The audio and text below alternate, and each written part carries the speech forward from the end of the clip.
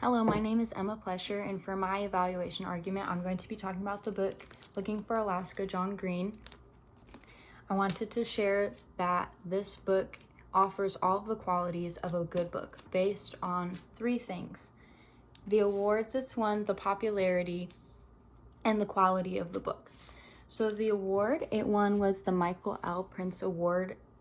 Just after it was published in 2005, it received the award from the American Library Association in 2006.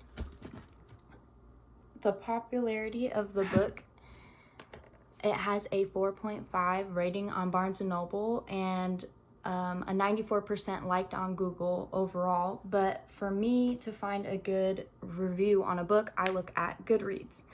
Goodreads had over 1 million ratings on just this book alone, and the average was a 4.01 star, which is a very good average for a book, especially with so many reviews on it. Which also kind of leads into popularity. Obviously, so many people have read this book. John Green has many other books, one being, it says right at the top of this, The Fault in Our Stars, which is a #1 bestseller. And this was his first book, so not maybe the best quality that he ever has, but it's a very good book. So going into the quality of the actual writing that he used a literary technique, a few literary techniques. One that I thought really set it apart was that it was separated into two sections called before and then after, and it's split pretty evenly. Which I think highlights the theme of grief throughout the book, and also helps highlight the overall theme of coming of age, and that young adults can learn from it. Furthermore, the author also introduced controversial topics, which can ruin a novel, or it can make it everything. So if you take just the criticism of, the author also introduces a very controversial topic that many teenagers or coming of age adults need to learn, which is the difference between love and lust and emotions and physical attraction.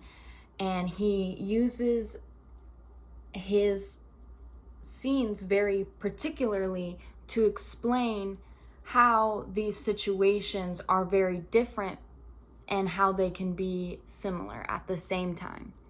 So that makes zero sense. What am I talking about? So John Green explains this inclusion of oral sex in a scene.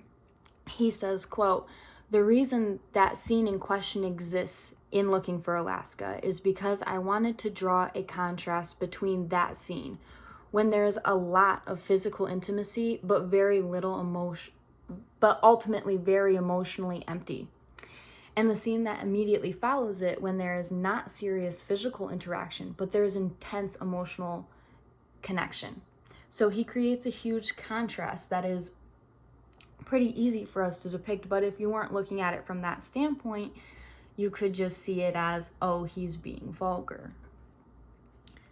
In conclusion, with the properties of popularity, the quality of the book, and the awards it's won, I would classify Looking for Alaska by John Green a good book. Thank you.